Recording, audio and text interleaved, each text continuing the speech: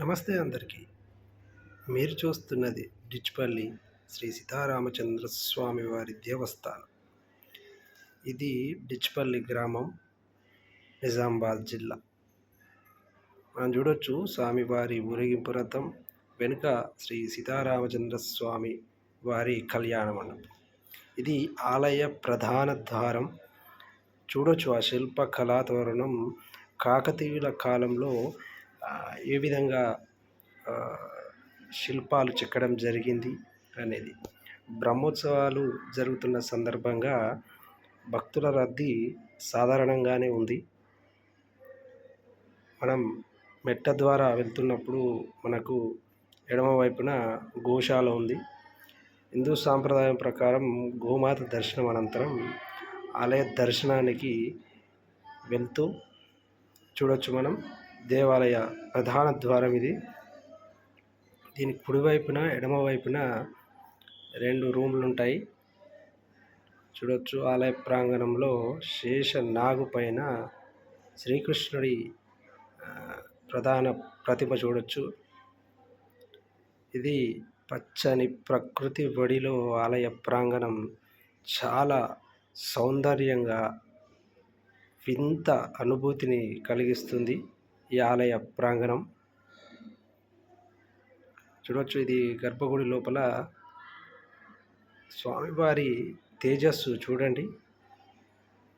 ఆ సీతారామచంద్ర స్వామివారి తేజస్సు, తేజోమయ రూపం చాలా కనుల విందుగా ఉంటుంది. చూడొచ్చు స్వామివారి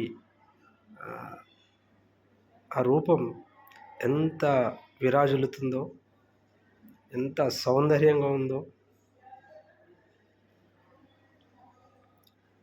ఆ దర్శన భాగ్యం పూర్వజన్మ సుకృతంగా భావిస్తున్నాం.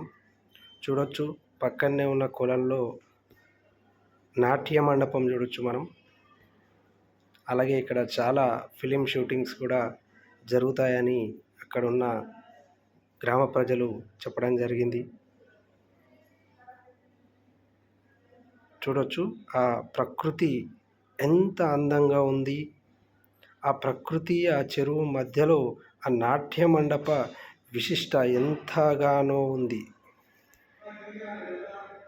ఆ పచ్చని కొండల నడుమ ఈ యొక్క ఖజురహో శిల్పకళ కాకతీయుల కాలంలో ఇది ప్రత్యేకమైన శిల్పకళగా ఇక్కడ పూర్వీకులు పురాతన గ్రంథాల ఆధారంగా మనకు తెలిసింది ఏంటంటే, ఖజురహో శిల్పం, ఆ శిల్పకళ అనేది ప్రపంచంలోనే చాలా ప్రసిద్ధి చెందిన పూర్వ కళ.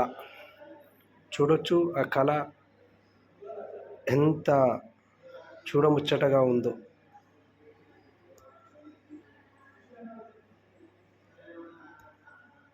మనం చూడొచ్చు కనిపిస్తుందంతా చాలా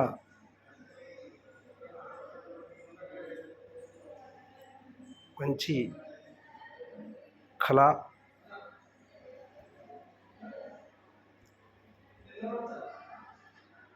ఆ శిల్ప కళ, ఆ శిల్పులు ఎంత సంవత్సరాలు చేస్తే ఈ ఆలయం నిర్మితమైందో మనం అర్థం చేసుకోవచ్చు.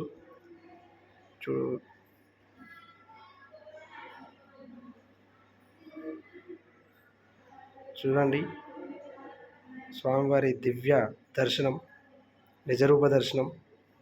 స్వామివారు చాలా అందంగా ఉంటారు. సీతారామచంద్ర స్వామి లక్ష్మణ సమేత ఆలయం.